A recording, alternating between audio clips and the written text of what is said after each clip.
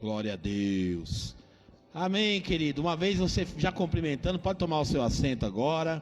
Fica à vontade. Deus é bom. O tempo todo, Deus é bom.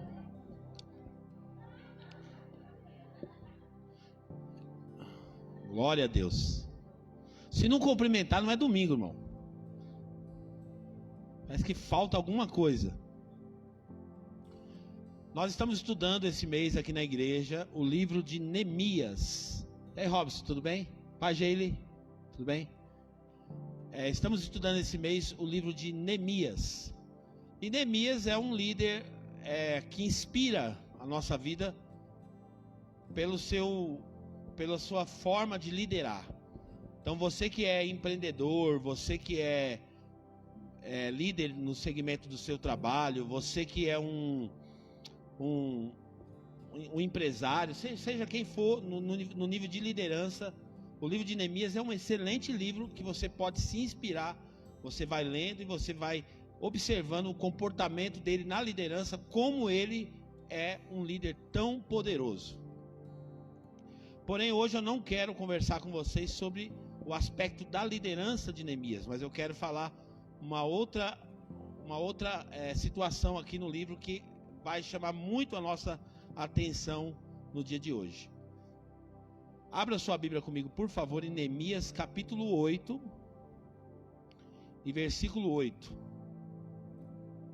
Neemias 8:8.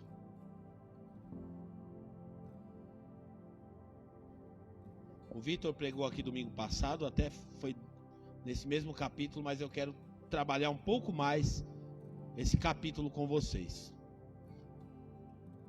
Diz assim a palavra de Deus: leram o livro da lei de Deus, interpretando-o e explicando-o, a fim de que o povo entendesse o que estava sendo lido. Vou ler novamente. Leram o livro da lei de Deus, interpretando e explicando, a fim de que o povo entendesse o que estava sendo lido. Senhor, eu oro nessa noite, te agradeço pela tua palavra, e que essa palavra possa produzir em nós a transformação necessária, aquilo que o Senhor deseja para a vida de cada um de nós, Pai. Que o Senhor venha nos desafiar, nos confrontar, é o que nós te pedimos agora, em nome do Senhor Jesus. Amém e graças a Deus. Queridos, Neemias, ele liderou um projeto de reconstrução de muros. Para quem não sabe, o Vitor deu uma falada no domingo passado, mas o povo de Deus tinha sido levado cativo e ficaram 70 anos cativo lá na Babilônia pelas mãos do rei Nabucodonosor, que além disso invade Jerusalém e faz o quê? E destrói Jerusalém, rouba os utensílios do templo, derruba os muros de Jerusalém, queima as portas, e Jerusalém então fica uma cidade assolada, fica algo assim em ruína. E o povo então é levado, como foi explicado aqui, os mais nobres são levados cativos, fica na Babilônia, e o povo mais pobre ficou lá em Jerusalém, mas ficou sem moradia, sem nada. Então ficaram numa situação de calamidade mesmo. Então Neemias agora, depois de 70 anos, a primeira organização para voltar do cativeiro é liderado por Zorobabel. E Neemias fica sabendo então da notícia que a cidade está destruída, que os muros estão quebrados, que as portas estão queimadas a fogo. E Neemias então se posiciona e vai até Jerusalém com autorização do rei persa, vai até Jerusalém para iniciar o projeto e um processo de reconstrução. Então foi isso que Neemias fez. E ele começa então de forma muito organizada, muito bem feito, muito bem elaborado. E sabe quantos dias demorou para ele reconstruir esse muro? 52 dias.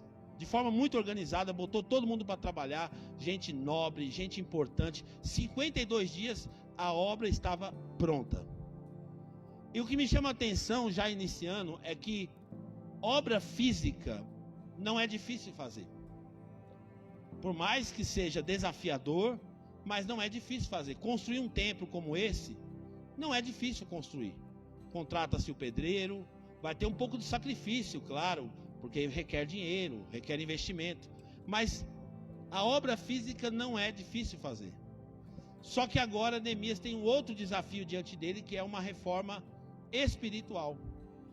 Então, se em contrapartida a obra física demorou 52 dias, a obra espiritual levou 12 anos e mesmo assim não foi completa. 12 anos trabalhando a palavra de Deus com o povo, porque foi esse período que Neemias ficou lá em Jerusalém.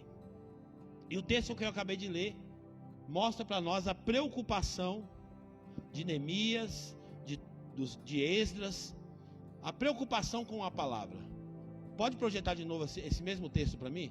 Ele fala assim: leram o livro da lei de Deus, interpretando, explicando, a fim de que o povo entendesse o que estava sendo lido.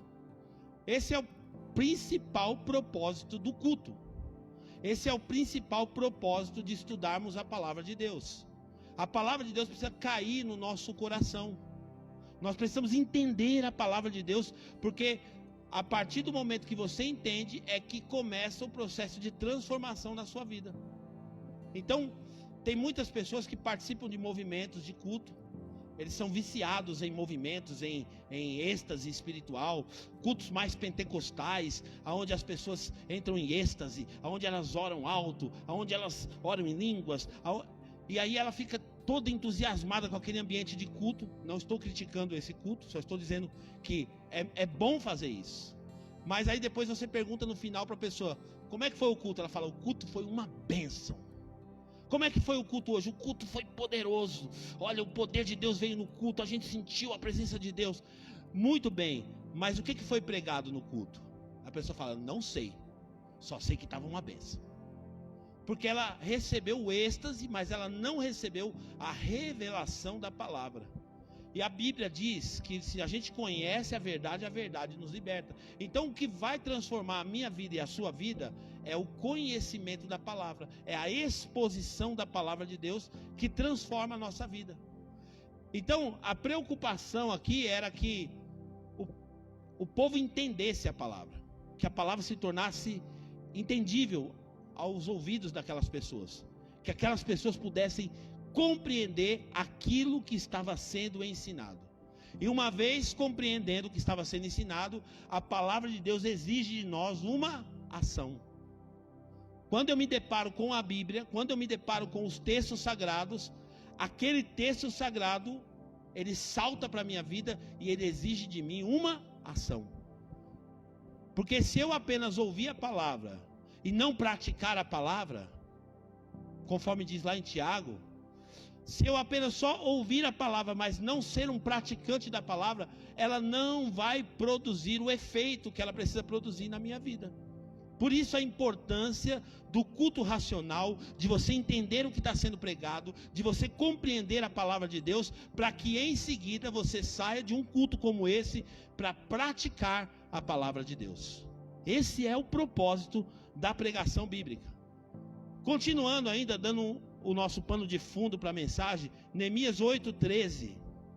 Olha que interessante. Nessa reforma religiosa, os muros já tinham sido construídos, 52 dias de construção, trabalho muito bem feito, trabalho de excelência. Agora eles vão começar um movimento de reforma espiritual. Trazem a palavra de Deus, trazem o livro de Deus, leiam o livro de Deus, as pessoas vão entender o livro de Deus. E, detalhe, olha o que vai acontecer agora no versículo 13. No segundo dia do mês, os chefes de todas as famílias, os sacerdotes e os levitas reuniram-se com o escriba Esdras para estudar as palavras da lei. Então eles estão reunidos o quê? Para estudar a palavra. Para estudar a palavra. Continua. Descobriram, repita comigo assim, descobriram. Gente, isso aqui é muito forte, isso aqui tem uma revelação aqui. Porque quando a gente lê a Bíblia, quando a gente está exposto à palavra de Deus, nós fazemos descobertas. A palavra de Deus para nós tem que ser um livro de descobertas. Não pode ser um livro que a gente fala: eu já sei, já conheço. Ah, não, já sei que vai pregar, e eu já conheço essa história. Não, cada vez que a gente está exposto à palavra de Deus, a gente tem que descobrir a vontade de Deus. Temos que descobrir o que Deus quer. Temos que descobrir as preferências de Deus. Temos que descobrir aquilo que agrada o coração de Deus. E foi isso que eles fizeram. Descobriram que estava escrito na lei, que o Senhor tinha ordenado por meio de Moisés, que os israelitas deviam morar em tendas durante as festas do 7º mês. Então olha só, eles estão lendo a Bíblia, estão estudando a palavra, e de repente eles fazem uma descoberta. Uau, olha o que está escrito aqui. Está escrito aqui que o Senhor ordenou por meio de Moisés que os israelitas deveriam morar em tendas. E aí, continua por favor a leitura. Por isso, anunciaram em todas as suas cidades e em Jerusalém. E olha o que eles anunciaram. Saiam, lembra o que eu falei? A exposição à palavra vai me levar a uma ação. Saiam as montanhas e tragam ramos de oliveiras cultivadas, de oliveiras silvestres, de murtas, de tamareiras e de árvores frondosas, para fazerem tendas, conforme está escrito. Peraí, eu descobri o que está escrito e agora eu vou praticar o que está escrito. Eu já descobri, uau, uma revelação para mim. Mas agora eu vou botar em prática. Continua, por favor. Então o povo saiu, trouxe os ramos. Percebe os verbos aqui? O povo saiu, o povo agiu, o povo foi na direção de obedecer e trouxe os ramos. E eles mesmos construíram tendas nos seus terraços, nos seus pátios, nos pátios do templo de Deus e na praça junto à porta das águas, na que fica junto à porta de Efraim. Continua. Todos os que tinham voltado do exílio construíram tendas e moraram nelas. Desde os dias de Josué, filho de Num, até aquele dia, os israelitas não tinham celebrado a festa dessa maneira. E a alegria deles foi muito grande. Percebe? Eles estão expostos à palavra, eles descobriram na palavra o que Deus queria, e agora eles vão perseguir a vontade de Deus. E agora eles vão aplicar para a vida deles a vontade de Deus. Não faz diferença nenhuma na tua vida vir num culto como esse, perder 2 horas, porque quem vem no culto e ouve a palavra e não pratica, ele está perdendo 2 horas da vida dele, perdendo 2 horas da vida só para receber conhecimento, só para receber informação. Não, você precisa sair na direção de praticar aquilo que Deus quer. Por isso o tema da minha pregação hoje é alinhamento. Diga assim, alinhamento. O que é um alinhamento, gente?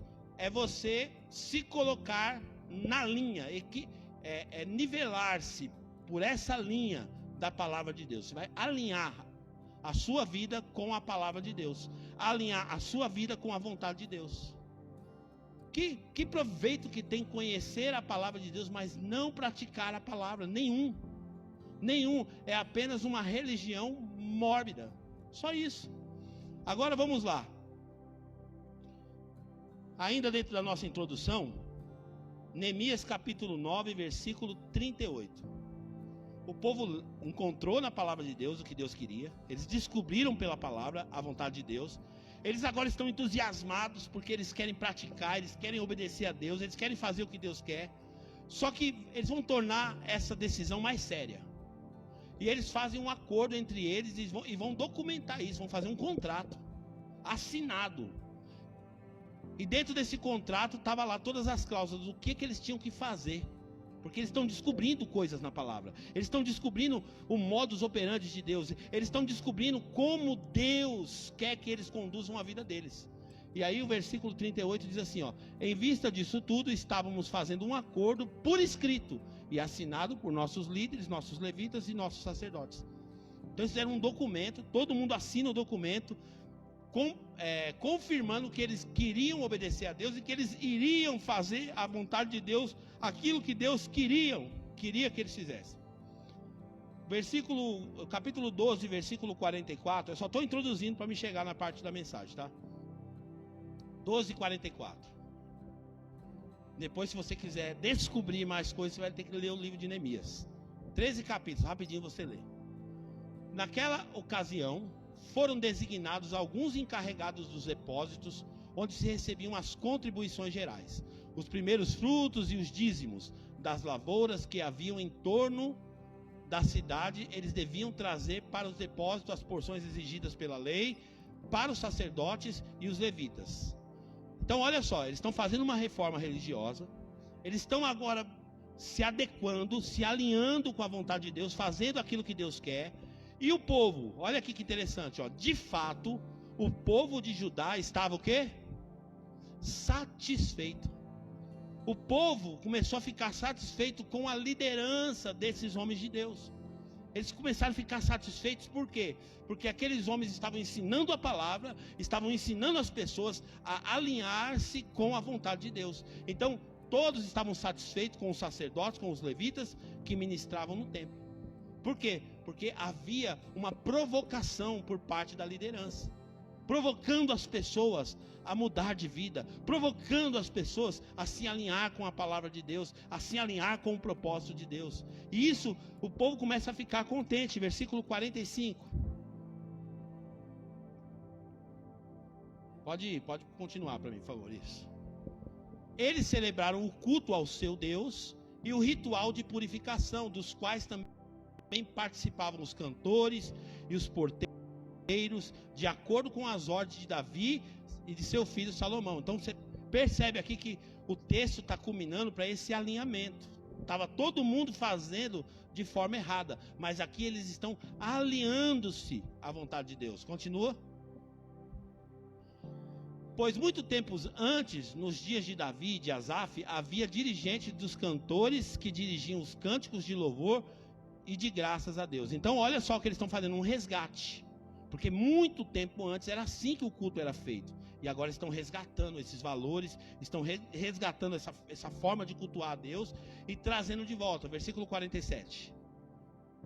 Sucedeu, pois, que nos dias de Zorobabel e de Neemias, todo Israel contribuía com ofertas diárias para os cantores e para os porteiros, além de separar a parte dos outros levitas, e os levitas separavam as porções dos descendentes de Arão. Então olha só, está tudo sendo alinhado, tudo está sendo alinhado e as coisas estão se ajustando dentro da vontade de Deus. Percebe? Como eu falei, 52 dias para uma reparação física, mas muitos anos para uma reparação espiritual. Porém, eu quero chegar com vocês agora no capítulo 13, onde eu quero expor o capítulo inteiro para a gente poder estudar esse capítulo da Bíblia, tá bom? Vamos lá, capítulo 13, versículo 1. O povo está amando a Deus, o povo está conhecendo a palavra, o povo está se alinhando com a vontade de Deus, o povo está fazendo aquilo que Deus quer. E no capítulo 13 diz assim, ó: naquele dia o livro de Moisés foi lido em voz alta diante do povo, e ali achou-se escrito que nenhum amonita ou moabita jamais poderia ser admitido no povo de Deus. Percebe mais uma descoberta. Eles estão lendo o livro e aí eles descobrem, olha o que está escrito aqui. Deus não quer que nenhum amonita e nenhum moabita faça parte do povo de Deus. E aí, lembra que eu falei da ação? Eles descobrem e agora eles vão agir. Versículo 2. Pois eles, em vez de dar detalhe antes, por que Deus não queria os moabitas e os amonitas? Tem uma explicação. Por conta de um episódio que aconteceu, olha aqui, ó. Pois eles, em vez de dar água e comida aos israelitas, tinham contratado Balaão para invocar uma maldição sobre eles. O nosso Deus, porém, transformou a maldição em bênção. Versículo 3. Quando o povo ouviu essa lei, grave bem isso. Quando o povo ouviu essa lei, excluiu de Israel todos que eram de ascendência estrangeira. O povo estava com vontade de fazer o que Deus queria. O povo estava com vontade de obedecer a Deus. O povo estava com vontade de fazer a vontade de Deus. Então, quando eles descobrem que Deus não queria que Moabita e que Amonita fizesse parte do povo de Deus, automaticamente eles se levantam e eles vão excluir todos os estrangeiros. Não, já que Deus não quer, se Deus não quer, se Deus odeia isso daqui, se Deus detesta isso daqui, se Deus rejeita isso daqui, então eu me posiciono dessa mesma maneira e eu também vou rejeitar isso daqui. É assim que a gente tem que tratar as coisas de Deus. A gente não pode amar o que Deus odeia. A gente não pode ter aliança com aquilo que Deus detesta. É muito sério isso. Continuando. Versículo 4. Olha só o que vai acontecer, gente. A história começa a ficar quente aqui. Vamos lá. Antes disso, versículos... Isso. Antes disso, o sacerdote Eliasibe tinha sido encarregado dos depósitos do templo do nosso Deus e era parente próximo de quem? De Tobias. Grave bem esse personagem, porque eu vou explicar quem é esse cara. Olha só, Neemias tinha ensinado, Neemias tinha promovido junto com Esdras uma restauração, e esse camarada chamado Eliasibe era um sacerdote. Só que esse sacerdote Eliasibe, ele tinha um parente próximo, chamado Tobias. E olha o que ele faz, vamos lá. Ele havia cedido uma grande sala anteriormente utilizada para guardar as ofertas de cereal, o incenso, os utensílios do templo e também os dízimos do trigo, do vinho novo e do azeite prescritos para os levitas, para os cantores e para os porteiros, e as ofertas para os sacerdotes. Olha o que esse camarada fez. Tinha uma sala no templo, e essa sala ela era para guardar esses utensílios. Era um depósito, como se fosse um quarto, uma sala bem ampla que tinha, e esse quarto era reservado para guardar essas coisas de Deus. Quais coisas? Vou ler de novo. Para guardar as ofertas de cereal, o incenso, os utensílios do templo e também os dízimos do trigo, do vinho novo e do azeite prescritos para os levitas, para os cantores. Essa sala, que era para ser utilizada para Deus, foi cedida para Tobias. Aqui é que mora o problema. Tobias agora está se apossando, dominando, fazendo agora o uso dessa sala, que deveria ser uma sala exclusiva para Deus. Versículo 6. Mas enquanto tudo isso estava acontecendo, é Neemias que está narrando, hein? Eu não estava em Jerusalém. Por que ele não estava em Jerusalém? Porque ele tinha voltado para a Pérsia. Lembra que lá no comecinho do capítulo, o que ele prometeu? Ele conversou com o rei, ele falou, ó, eu vou ir liderar, ajudar a reconstruir os muros, mas eu vou voltar. Ele ficou 12 anos, mas ele volta. Ele volta lá para Jerusalém. Para a Pérsia, ele volta lá. E olha lá, então ele vai explicar aqui, ó. Eu não estava em Jerusalém, pois no 32º ano do reinado de Artaxerxes, rei da Babilônia, voltei ao rei. Então só você fazer a conta, quando ele foi e quando ele está voltando para o rei. Algum tempo depois eu pedi a permissão para voltar de novo. Por quê? Porque ele vai supervisionar, ele vai ver como é que está a obra que ele fez, o que ele tinha construído. Continua, por favor. E voltei para Jerusalém.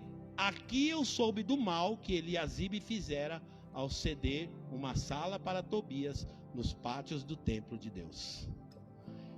E aqui eu quero fazer as aplicações da nossa mensagem hoje.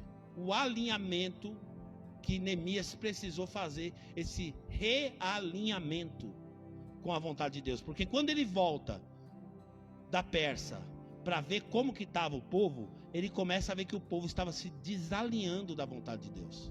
O povo estava se desvirtuando, o povo estava se perdendo daquilo que Deus tinha sonhado, desejado para o povo. E ele se depara com esse primeiro obstáculo. Chega lá, ele vê uma sala no templo e fala, quem é que está morando aqui nessa sala aqui? Quem é que está aqui nessa sala? É Tobias. Gente, esse Tobias, vou fazer menção dele aqui para você saber. Põe para mim, por favor, Neemias 4, 1. Ele aparece várias vezes no livro de Neemias. Mas quem é esse Tobias? Esse Tobias, ele representa a oposição à vontade de Deus. Neemias é tudo aquilo que se opõe, Tobias é tudo aquilo que se opõe à vontade de Deus. Ele fala assim, ó, quando Sambalate soube que estávamos reconstruindo um muro, ele ficou furioso, ridicularizou os judeus. 2. E na presença dos seus compatriotas e dos poderosos de Samaria, disse, o que aqueles frases judeus estão fazendo? Será que vão restaurar o seu muro? Irão oferecer sacrifícios? Irão terminar a obra num só dia? Será que vão conseguir ressuscitar pedras de construção daqueles montes de entulhos e de pedras queimadas? Tobias, o amonita, além dele ser um opositor, ele era um amonita, que estava ao seu lado, completou, pois que construa, basta que uma raposa suba lá, para que esse muro de pedras desabe. Então esse Tobias é o cara que agora estava morando no templo de Deus. Tinha uma sala lá especial para ele. Tinha um quarto lá especial para ele. E quando Neemias chega lá, Neemias se depara com isso. Primeiro alinhamento, anote aí essa aplicação para a sua vida. Primeira coisa que você tem que alinhar, aplicando aqui a palavra: remova os Tobias da sua vida. Nós precisamos remover Tobias da nossa vida. O que é Tobias, pastor? Tobias é tudo aquilo que se opõe à vontade de Deus. E todo mundo aqui tem um Tobias. Tobias é aquele que está ocupando um lugar na sua vida que deveria ser de Deus. Tobias é aquele que está morando numa parte da sua vida que deveria ser de Deus e que foi você mesmo que cedeu para que ele morasse. Queridos, uma coisa que existe na batalha espiritual, que é muito prático para nós, é que o nosso adversário, o diabo, ele não trabalha com invasão, ele trabalha com legalidades. Então, para ele funcionar na vida de uma pessoa, a própria pessoa é que permite. É uma permissão, é um direito legal que ele tem na vida do ser humano. Então aqui nesse texto a gente vê que Eliasibe, que era uma autoridade, um sacerdote, ele mesmo cede uma sala no templo para que Tobias pudesse morar. Ele tira as coisas de Deus. Olha, percebe nisso? Um lugar que era para guardar o cereal, para guardar o trigo, para guardar os utensílios do templo. Ele tira tudo isso e cede para Tobias morar naquele lugar. Na prática, nós fazemos isso constantemente. Será que você já identificou o Tobias aí na tua vida? Será que você já achou o que é Tobias aí na tua vida? O que está atrapalhando a sua relação com Deus? O que está atrapalhando o seu crescimento com Deus? O que eu vou falar é meio clichê, mas é óbvio. Mas até o óbvio tem que ser dito. Às vezes pode ser o seu celular. Às vezes pode ser a sua Netflix. Às vezes pode ser aquele sofazão gostoso que você... Sabe? Parece uma nave o sofá. Gostoso. Que te impede às vezes de ter tempo com Deus. Pastor, é errado, é pecado? Não, não é pecado. Pecado é quando você excessivamente dá satisfação ao prazer da sua carne e não busca a Deus. Ah não, eu vou assistir um filme na Netflix, uma série, vou maratonar uma série. Mas a gente não maratona um livro da Bíblia, já percebeu? A gente maratona uma série, mas não maratona um livro da Bíblia. Vou maratonar o livro de Neemias. Não, mas uma série a gente maratona. Já viu aquela timeline do nosso Instagram? Se deixar, a gente fica o dia inteiro assim com o dedo, ó, passando as timelines. Quando você menos percebe, você perdeu um tempo violento com aquilo. Sabe, é muito sutil. É Tobias morando na nossa vida. Tobias é oposição à vontade de Deus. A vontade de Deus é que você chegue perto dele. A vontade de Deus é que você se relacione com ele. A vontade de Deus é que você tenha intimidade com ele. A vontade de Deus é que você mergulhe no relacionamento com ele. Essa é a vontade de Deus. A vontade de Deus é boa, perfeita e agradável. É a vontade de Deus. Mas sempre aparece o Tobias. O Tobias é aquele que não quer que você faça a obra de Deus. Lembra o que Tobias falava? Junto com Sambalate? Falou, não, para com isso aí. Toda hora tentando interromper Neemias, tentando interromper o povo de servir a Deus, tentando interromper o povo de trabalhar a Deus. Identifica quais são os Tobias da tua vida e se alinha com a vontade de Deus. É alinhamento. Hoje esse culto Deus preparou para confrontar você, para trazer você para o propósito. para trazer você para a linha, para trazer você para a vontade dele. Só que precisa haver coragem. Porque você percebe, eles estão lendo o livro da lei. Eu vou ler de novo para você entender. Põe para mim Números 13. Versículo 1. Pega aqui, pega a visão para você entender. Eles estão lendo Neemias 13, 1.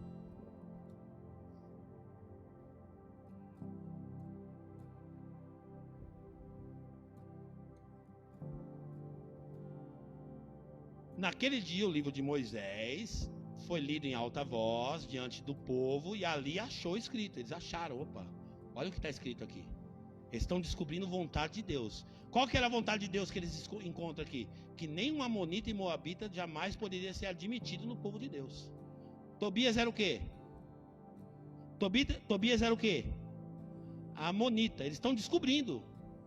Eles estão descobrindo que essa era a vontade de Deus. Só que, não sei se você já aconteceu isso com você, de você descobrir depois que uma coisa que você estava fazendo era pecado. Mas você descobre depois. Poxa, eu não sabia, estou pecando faz tanto tempo que eu não sabia que isso aqui era pecado.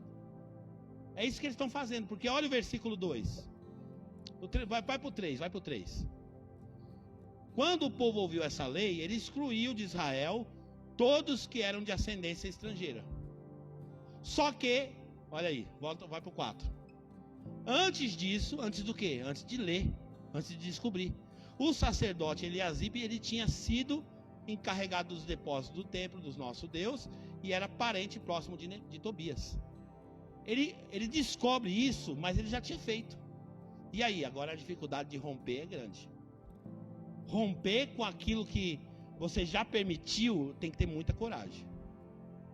Romper com aquilo que você já permitiu. Ai, mas eu não sou casado ainda, mas eu já tive relação sexual com meu namorado. E agora? Romper é mais difícil. Tirar o Tobias é difícil. Por quê? Porque você já permitiu dele entrar. Você já permitiu de Tobias fazer parte. Então esse Eliasibe, ele fez isso antes de saber. E agora a palavra de Deus está cobrando dele uma ação. Agora que você sabe, você é duplamente responsável. Agora que você descobriu a vontade de Deus, precisa ter coragem para romper com isso.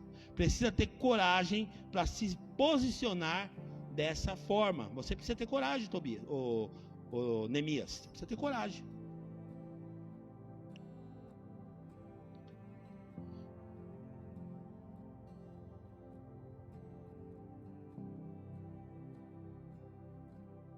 Vamos lá, pula para o versículo 7. Voltei para Jerusalém. E voltei para Jerusalém. Volta para o 6 de novo, só para dar contexto aqui, para o pessoal entender. Mas enquanto tudo isso estava acontecendo, o que estava acontecendo? Exatamente o que eu já falei. Tobias estava morando num quarto, lá no templo e tal. Enquanto isso estava acontecendo, eu não estava em Jerusalém, pois no 30º ano do segundo reinado de Artaxerxes, rei da Babilônia, voltei ao rei. Algum tempo depois pedi sua permissão e voltei para Jerusalém. Aqui eu soube do mal que Eliasibe fizera ao ceder uma sala para Tobias nos pátios do templo de Deus. Eu fiquei sabendo agora. Neemias falou, agora eu sei. E aí, vamos lá. Fiquei muito aborrecido e joguei todos os móveis de Tobias fora da sala. Olha a posição dele. Eu estou sabendo agora que não é vontade de Deus. Estou sabendo que não é isso que Deus quer. Ele entra lá na sala, pega os móveis de Tobias, e joga para fora. Você vai ter que se posicionar. Você vai ter que jogar Tobias para fora, meu irmão. Vai ter que jogar o armário de Tobias, a cômoda de Tobias, o travesseiro de Tobias. Você vai ter que jogar o celular do Tobias. Vai ter que jogar para fora. É radical. Decisão radical. Continua, por favor. E voltei para... Não, é o 9 agora. Mandei purificar as salas. Ou seja, Tobias estava morando aqui. Vou mandar purificar essas salas aqui, porque já contaminou a sala. Vou purificar. Mandei purificar as salas e coloquei de volta nelas os utensílios do templo de Deus, com as ofertas de cereal e o incenso. Olha que decisão poderosa. Mandei purificar a cela e voltei com as coisas de Deus para dentro da sala. Você vai ter que voltar para o lugar que não era para você ter saído. Vai ter que voltar a ler sua Bíblia, vai ter que voltar a orar, vai ter que voltar a jejuar, vai ter que voltar a frequentar a célula, vai ter que voltar para os cultos, você precisa voltar. Manda Tobias embora, tira as coisas de Tobias e traz as coisas de Deus para a tua vida, meu irmão. Traz as coisas de Deus para a tua vida, se encha de Deus. Nós precisamos nos encher de Deus. A palavra de Deus nos recomenda: não vos embriagueis com o vinho que traz contenda, mas embriaguei-vos do Espírito Santo. Enchei-vos do Espírito Santo. Busca a presença de Deus. Queridos, buscar a Deus hoje não é uma questão mais de opcional, é sobrevivência. É sobrevivência. Eu falei de manhã da moda de viola. Tem uma moda de viola bem, alguns aqui que devem conhecer. Mas é assim, ó. A coisa tá feia, a coisa tá preta. Quem não for filho de Deus tá na unha do capeta. É uma realidade. Gente, ou a gente mergulha em Deus, ou a gente vai ser devorado e tragado por esse mundo. A gente vai ser devorado e tragado por esse mundo. Continua, por favor. Não, até aí, tá bom. Então a primeira coisa é tirar Tobias. Vamos ver o que mais acontece. Versículo 10. Então Neemias já alinhou. Tobias está fora, já devolveu as coisas de Deus para dentro da sala de novo. Também fiquei sabendo que os levitas não tinham recebido parte que lhe era devida, e que todos os levitas e cantores responsáveis pelo culto haviam voltado para suas próprias terras. Para quem não sabe, os levitas, Neemias tinha organizado os levitas de todas as tribos de Israel. A tribo de Levi foi a única que não recebeu herança. Então a tribo de Levi era a tribo que era responsável para recolher os dízimos, e as outras tribos deveriam cuidar da tribo de Levi. Então tinha que pagar o salário bonitinho para eles poderem servir a Deus, para eles cuidarem do templo, para eles poderem trabalhar na obra de Deus, como nos dias de hoje. Tem gente que é bem sucedido nos seus negócios, nas suas empresas, vai lá e sustentam a obra de Deus, sustentam a manutenção da igreja, sustentam os ministros que trabalham em tempo integral. É do mesmo jeito. Só que Neemias percebe que ele tinha nomeado os músicos, ele tinha nomeado os levitas, só que quando ele chega lá em Jerusalém, cadê o levita tal? Foi embora, voltou para casa. Cadê o levita fulano de tal? Foi embora, voltou para casa. Cadê o outro cantor, não sei de onde? Voltou para casa. Por que eles voltaram? Porque eles não estavam recebendo o pagamento deles. Eles precisavam cuidar da família deles. Eles precisavam sustentar a casa deles. Eles não estavam recebendo o pagamento. Continua para mim o próximo versículo, por favor. Por isso repreendi os oficiais e lhes perguntei: por que essa negligência com o templo de Deus? Então convoquei os levitas e cantores e os coloquei em seus postos. Segunda coisa, segundo alinhamento: não negligencie a obra de Deus. Não despreze a obra de Deus, não faça a obra de Deus de qualquer jeito. Seja uma pessoa responsável no corpo de Cristo. Queridos, esse dever foi dado à igreja, da manutenção da igreja. Deus é rico, Deus é dono do ouro, dono da prata, mas a manutenção da igreja foi entregue na mão do povo de Deus. Deus espera de você e de mim que nós sejamos responsáveis para a manutenção da obra dele. Nós devemos servir a Deus com nossos recursos e devemos servir a Deus também com o nosso serviço na obra de Deus. Devemos trabalhar na obra de Deus para o bom andamento da igreja, para que a igreja continue funcionando perfeitamente. Isso é obra de Deus. E o que estava acontecendo aqui? O povo estava negligenciando a obra. Eles estavam negligenciando, eles acharam que não era importante. Não pagaram o levita, não pagaram o cantor. Não, e daqui a pouco o culto começou a ficar comprometido. Aquele culto que era para ser um culto para Deus, começa a ser um culto relaxado. um culto negligenciado pelo povo. Então Neemias volta, ele repreende, ele corrige e ele faz esse alinhamento. Cadê os levitas? Não, foram embora para casa. E ele manda trazer de volta. Olha lá, volta lá para mim, por favor.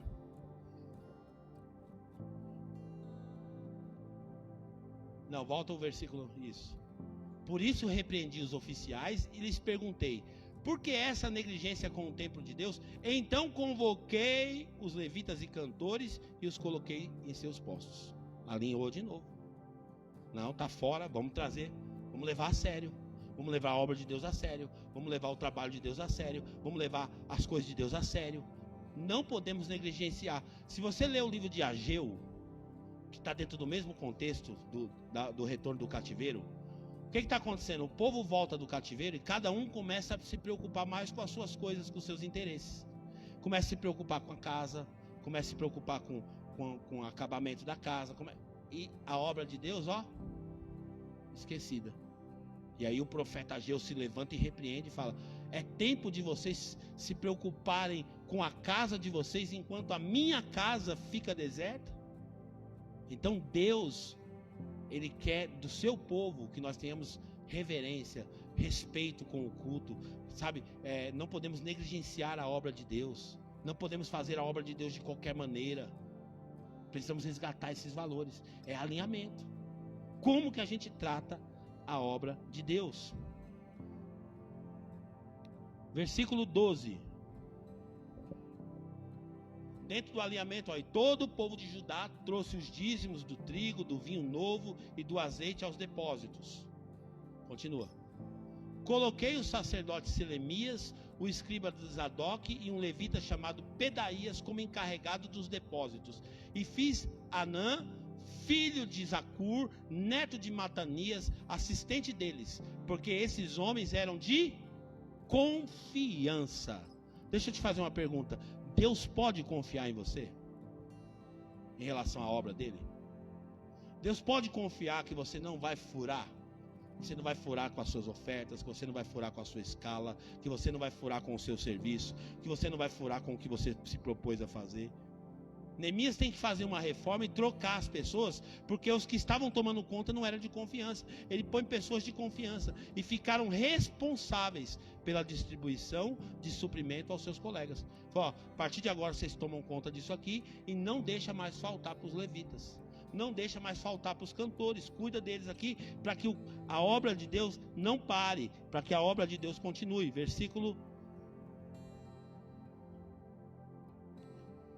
Vamos lá para o versículo 15. Terceiro reparo, terceiro alinhamento que Neemias vai fazer.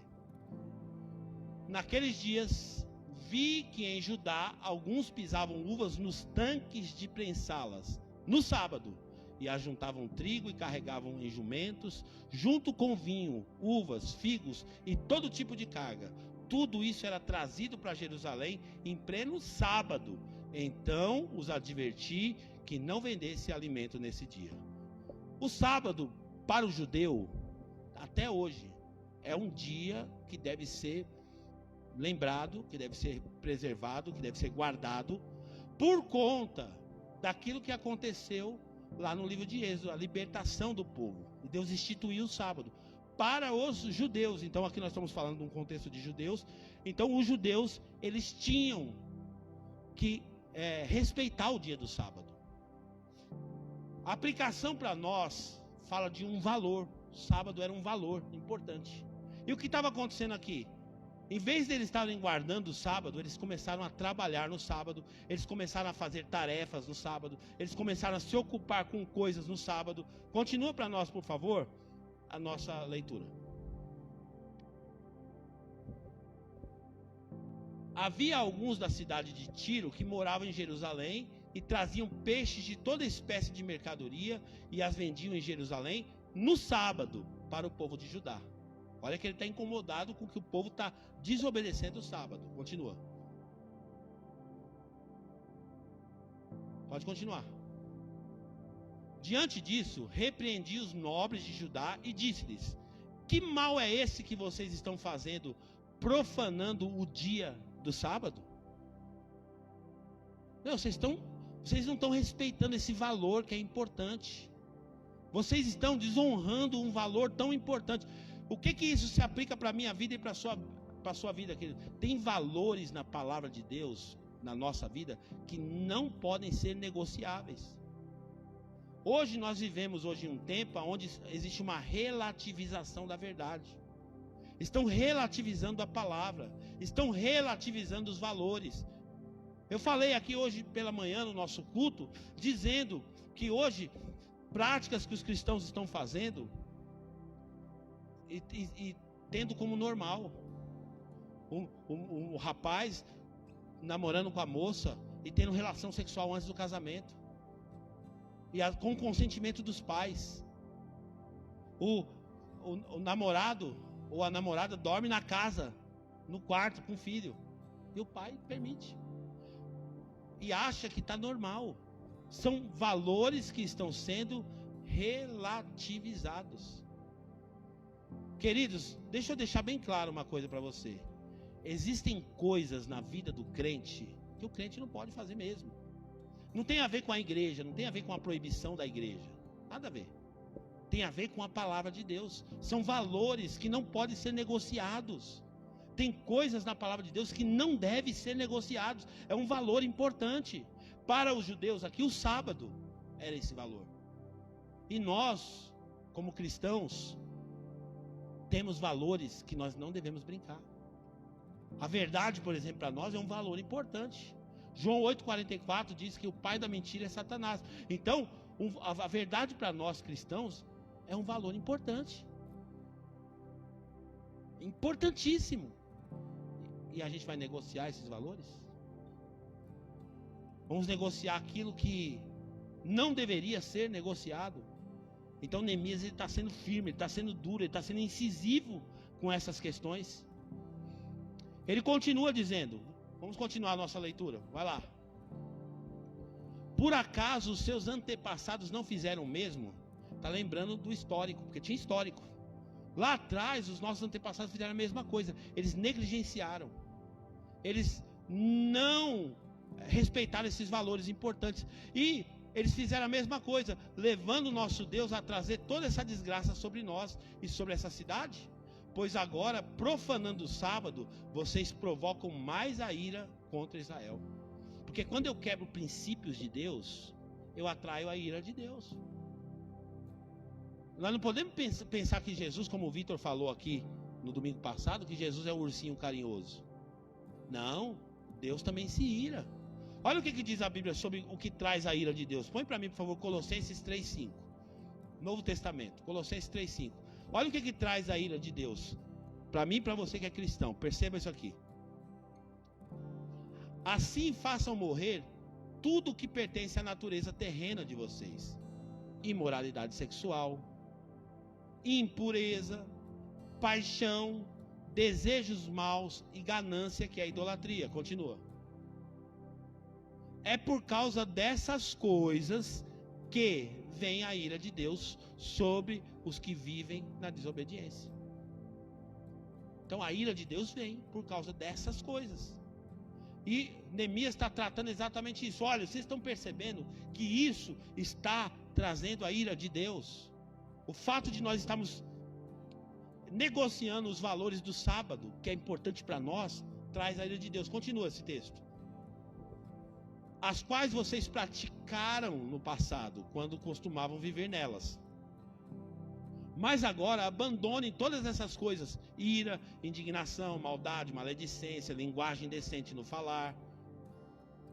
Não mintam uns aos outros, visto que vocês já se despiram do velho homem com as suas práticas e se revestiram do novo, o qual está sendo renovado em conhecimento à imagem do seu Criador.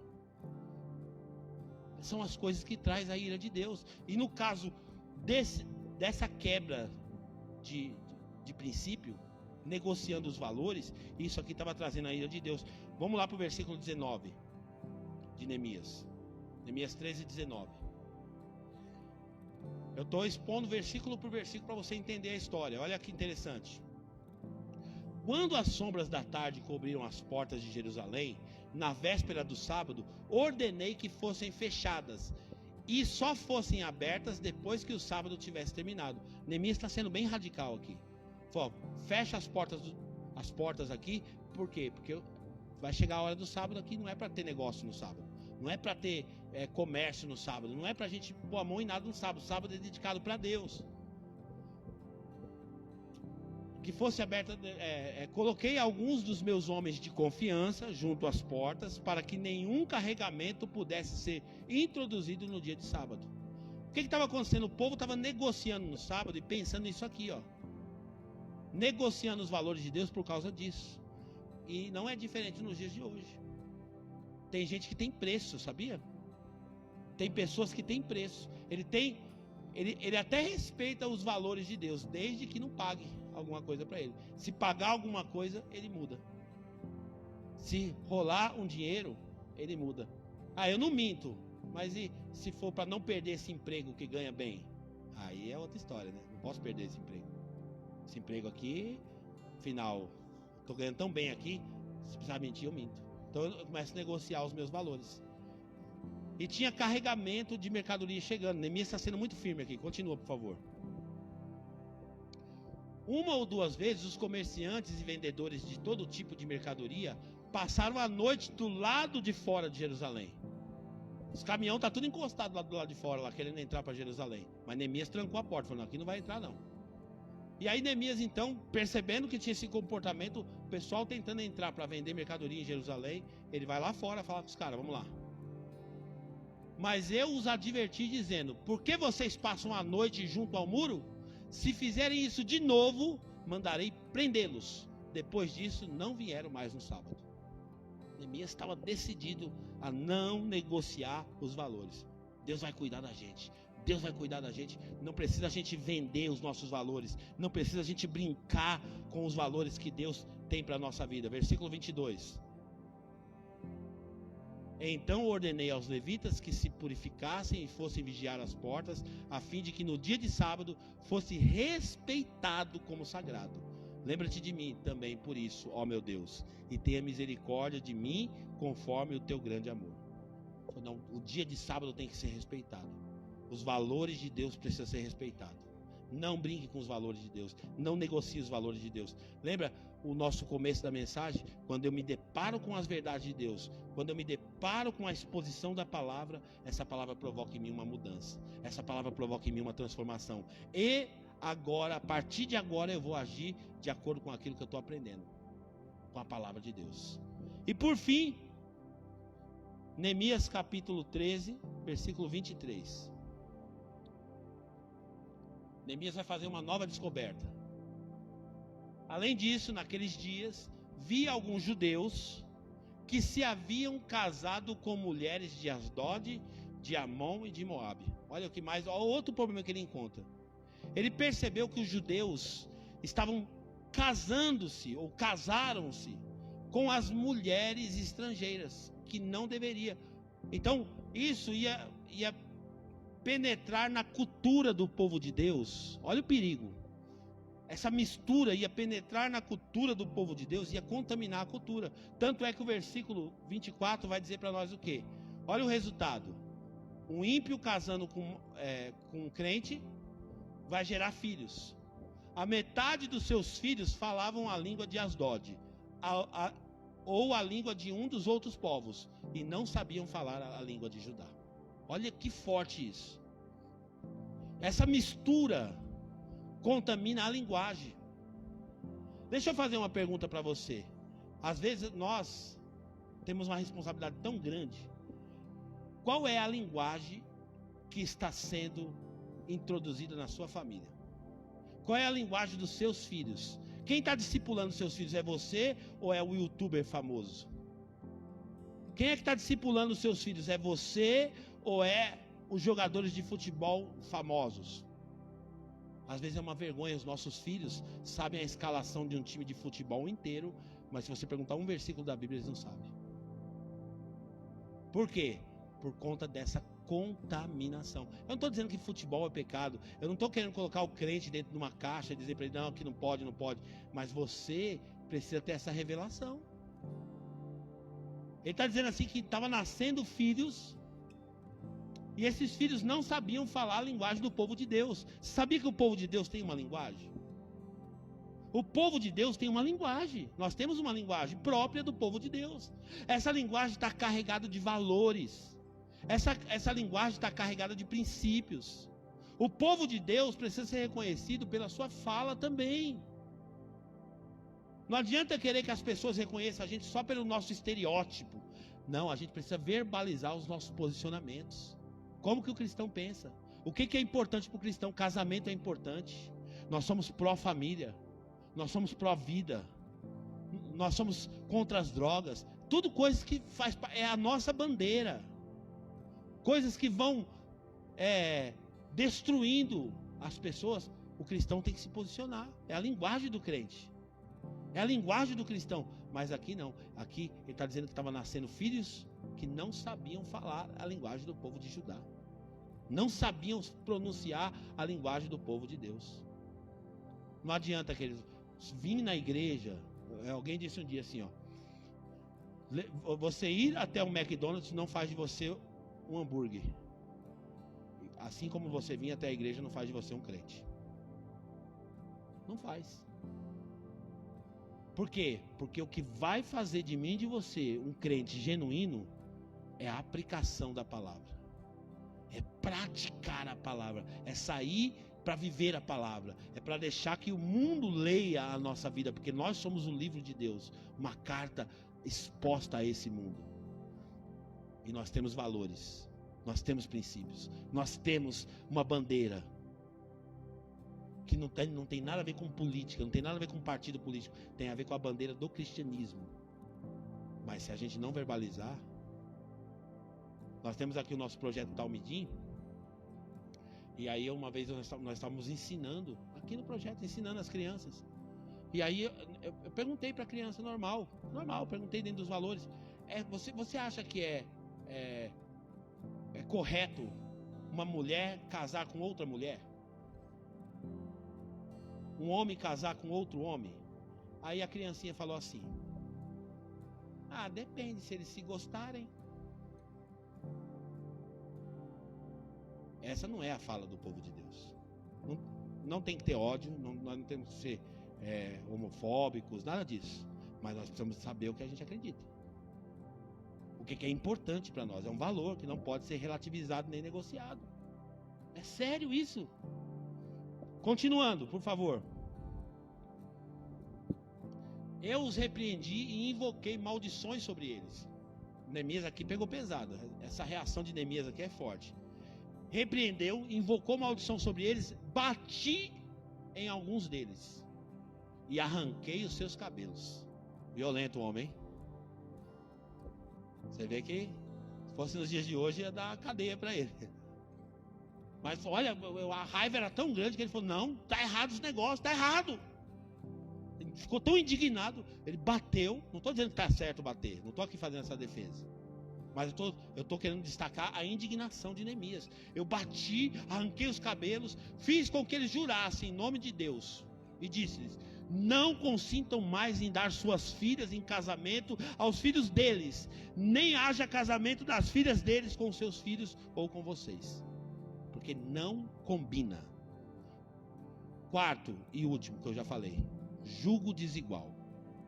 Jugo desigual. O que é o jugo desigual, gente? É essa relação do crente com o ímpio. Eu não estou fazendo segregação, não estou querendo dizer que a gente tem que ser gentil, a gente tem que ser amável, a gente tem que ser educado, a gente tem que ser cortês, a gente tem que servir as pessoas, independente de quem sejam elas.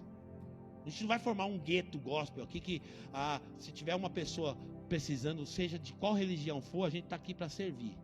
Mas nós temos os nossos valores. Então tem coisas que não dá para misturar mesmo.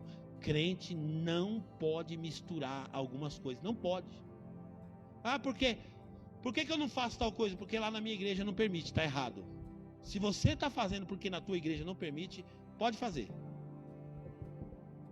Você não vai fazer porque você, lendo a palavra de Deus, exposto à palavra de Deus, você descobriu que não é a vontade de Deus. Lá eu posso usar a sainha curta, os decote. Não, aqui na verdade você se veste do jeito que você quiser. Mas quando você se depara com a palavra de Deus, você descobre: não, esse não é uma veste de uma mulher de Deus. Não, uma mulher de Deus não se veste assim. Eu descobri aqui na Bíblia, lendo a minha Bíblia, porque está escrito.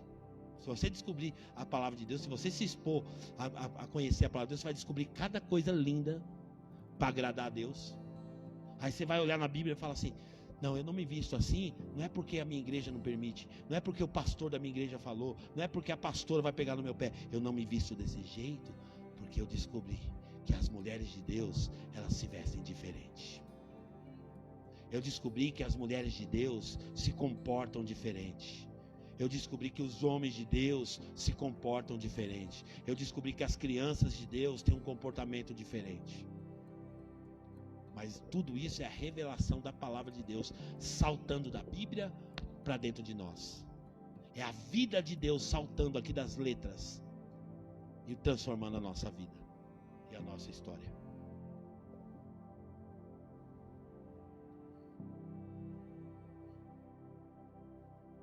Continua, por favor. Não foi por causa de casamentos como esses que Salomão, o rei de Israel, pecou. Ele está dando histórico, ele não está falando assim, não é uma determinação minha, não é simplesmente por puro prazer que eu não quero. Vocês estão percebendo que isso prejudicou o nosso povo lá atrás. E vai dar errado, se deu errado lá, vai dar errado de novo. Não foi por causa de casamentos como esse que Salomão pecou. Entre as muitas nações não havia rei algum como ele. Ele era amado do seu Deus. Deus o fez rei sobre todo Israel. Mas até mesmo ele foi induzido ao pecado por mulheres estrangeiras. Por quê? Porque ele começou a se misturar e as mulheres induziram ele a adorar outros deuses. Essa é a história triste de Salomão. Por quê? Porque sem querer ele foi se envolvendo com aquilo. Sabe, não tem perigo, não tem importância. Não, eu sei me cuidar, eu sei não tem nada a ver. É perigoso. Olha o que a Bíblia fala sobre julgo desigual. Põe para mim, por favor, 2 Coríntios, capítulo 6. Vamos deixar o assunto mais explícito possível para você entender que não se trata de uma religião. Eu não estou aqui pregando religião para vocês. Eu estou apenas expondo a Bíblia. 2 Coríntios, capítulo 6, versículo 14. Não se ponham em julgo desigual com descrentes, pois o que tem em comum a justiça e a maldade? O que comunhão pode ter a luz com as trevas? Continua. Que harmonia há entre Cristo e Belial? Que há em comum? Que há de comum entre o crente e o descrente? Hoje, no mundo que a gente vive hoje, não consegue nem discernir mais quem é quem. Porque os crentes estão indo e se enveredando para um lugar que não consegue mais discernir quem é quem. Não tem mais como fazer distinção mais. E na verdade deveria fazer distinção. Quem é o povo de Deus? Quem é o povo de Deus? Vamos lá, versículo 16. Que acordo há entre o templo de Deus e os ídolos?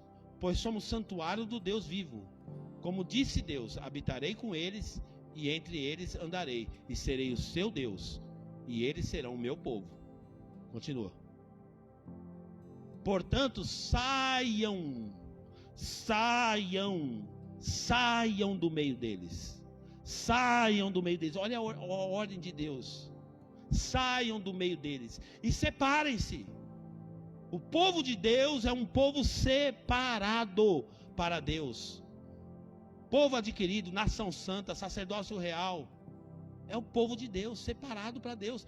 Tem que ter diferença. Tem que ter diferença entre nós. Nós não somos seres antissociais. Nós não somos seres mal educados. Crente não pode ser carrancudo, não pode ter encrenca com o vizinho da direita, com o vizinho da esquerda. Se você tem encrenca com a sua vizinhança, repensa seu cristianismo. Eles podem até não gostar de você, mas você sirva a todos. Sirva a todos. Nós não podemos ter inimizade com os nossos vizinhos. Não, porque não sei o que está errado. Agora, ele está dizendo: saiam do meio deles e separem-se, diz o Senhor. Não toquem em coisas impuras, e eu os receberei. Versículo 18. E lhes serei pai, e vocês serão meus filhos e minhas filhas, diz o Senhor Todo-Poderoso. Deixa eu falar uma linguagem bem jovem. Tem rolê de que crente não pode fazer, que não combina com crente. Não, vai ter agora aí o rodeio, vai ter a festa do peão, aí eu vou lá ver o Chitãozinho e Chororó. Amém. Não tem nada contra o Chitãozinho e Chororó, quero que Deus salve eles. Tem nada contra. Mas verifique certinho se é ambiente para você. Se é um ambiente que agrega valor na sua vida, que vai representar o seu cristianismo. Verifica. Eu vou lá, porque daqui a pouco você está assim, ó, só na sola da bota, é na palma da mão, é verdade.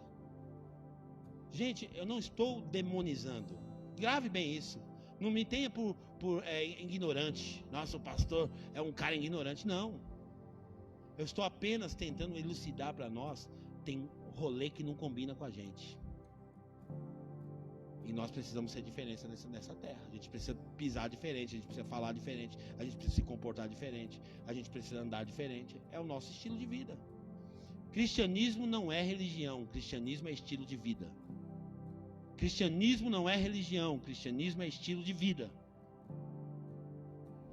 Não, pastor, não tem nada. E pode ter certeza que eu não quero ser juiz na tua vida de nada. Você é livre. Na medida que você se encontra com a Bíblia, você se posiciona. Porque uma transformação provocada pela igreja não tem proveito. A igreja me proibiu disso, a igreja me proibiu. Não, a igreja não te proibiu de nada. Deixando bem claro que essa igreja não está te proibindo de nada, você é livre. Agora, quando você se relaciona com a Bíblia, pode ser que Deus diga não para você em algumas coisas. Pode ser que Deus vai dizer para você assim: não é para você isso. Eu não quero você aí. Não quero você falando assim. Não quero você assistindo isso. Não quero você ouvindo esse tipo de música. Não quero você vestindo esse tipo de roupa. Não quero você conversando esse tipo de conversa. O próprio Deus vai ministrar o teu espírito.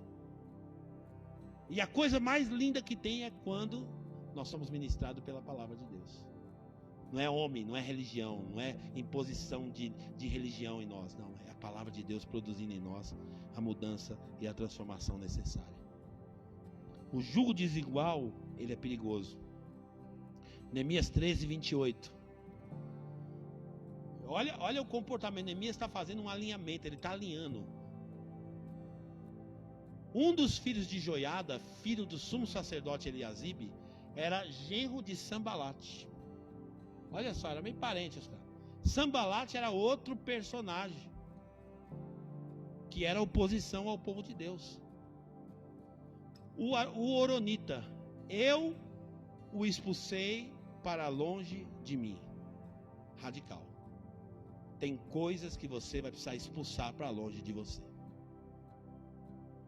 Tem coisas que não pode estar perto de você. Tem coisas que não combinam com você e você vai precisar romper com isso na tua vida. Essa é a palavra de Deus exposta para todos nós aqui hoje.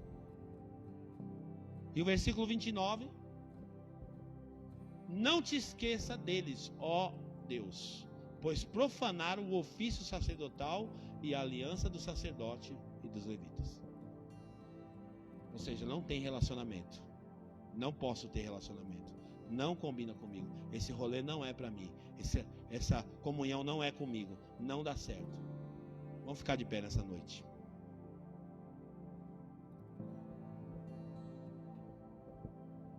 E para a gente concluir o livro de Neemias, esse capítulo é o último capítulo, capítulo 13. A história de Neemias termina assim, exatamente assim.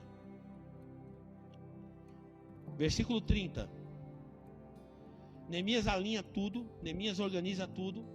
Neemias vai lá e faz os alinhamentos necessários, e ele faz o seguinte: dessa forma purifiquei os sacerdotes e os levitas de tudo que era estrangeiro e designei-lhes responsabilidades. Para servir a Deus você tem que ter responsabilidade. Para servir a Deus você precisa de rotina cristã, disciplina cristã. Neemias, ele organiza tudo isso e ele designa responsabilidades a cada um em seu próprio cargo. Queridos, é necessário um envolvimento. O culto a Deus não é vocês aqui ouvindo um pregador. O culto a Deus é vocês servindo a Deus. Aqui no trabalho de vocês, envolvidos, engajados com a obra de Deus, sendo referência aonde vocês passarem, dando testemunho aonde vocês passarem, carregando essa responsabilidade de ser um servo de Deus. E por fim, versículo 31, último versículo. Também estabeleci regras. Para servir a Deus tem regras. Não é bagunçado. Não é alguma coisa bagunçada, aleatória. Não, tem regras. Neemias, para ele organizar tudo isso e para manutenção daquela reforma espiritual que ele fez, ele precisou estabelecer regras. Aqui na igreja, por exemplo, tem gente que tem até um preconceito. Passa aí na porta aí vê a igreja preta. Já vi vários testemunhos. Então a pessoa fica até com medo de o que será que tem? Meu Deus, a igreja é preta, não sei o que. E acha que a gente aqui é tudo bagunçado, que é porta larga, que chegar aqui pode fazer o que quer. Não, tem regras. A gente leva a Deus a sério, a gente ama a Deus. É só uma cor. Perguntaram por que a igreja é preta? Eu falei, pelo mesmo motivo que a sua é branca. Pronto. Ah, por que a igreja lá é preta? Por que a sua é branca? Por que a sua é azul? Pelo mesmo motivo, porque é uma cor. A cor que a gente gostou, aqui é cinza, lá é preto. Pronto. Agora é sério, não é brincadeira. Nós não estamos levando Deus na brincadeira. Deus é sério. Todo mundo que está aqui tem responsabilidade e precisa obedecer uma regra. Esse culto, o andamento desse culto aqui, vocês não têm noção de quantas pessoas estão envolvidas nisso aqui para acontecer. Desde lá de fora, quem está no estacionamento, os ministros de louvor aqui não é assim, chega aí na hora, e aí vamos decidir o que vai cantar aqui, não. Eles ensaiam, eles se preparam. Quem vai ministrar aqui a palavra da abertura, da oferta, já tem uma escala com o nome dele, ele já vai chegar no dia, vai saber o que ele vai fazer. Por quê? Porque tem regras. E tudo isso é um engajamento para a gente poder servir a Deus. Engajar as pessoas para poder servir a Deus. E você pode servir a Deus. Você pode servir a Deus com a sua profissão. Você pode servir a Deus com os seus talentos. Você pode servir a Deus aqui no templo. Você pode servir a Deus. Grave isso no seu coração. Deus quer que você alinhe a tua vida com o propósito dele. Eu não quero pedir para você fazer nada do que o pastor manda. Eu queria só que você se propusesse a conhecer a palavra de Deus. Sabe, desafia você mesmo. Fala assim, eu preciso conhecer mais a Bíblia. Eu preciso me submeter mais à palavra de Deus. Vai lendo a Bíblia. Eu garanto para você, a Bíblia é o único livro do mundo. Grave isso. A Bíblia é o único livro do mundo que você lê ele e o autor está do seu lado, te ajudando a viver essa palavra. Não é fácil, mas com a ajuda do Espírito Santo a gente consegue fazer a vontade de Deus. Não é fácil, mas você com vontade de dizer assim, Deus, eu descobri na Bíblia que isso aqui agrada o teu coração.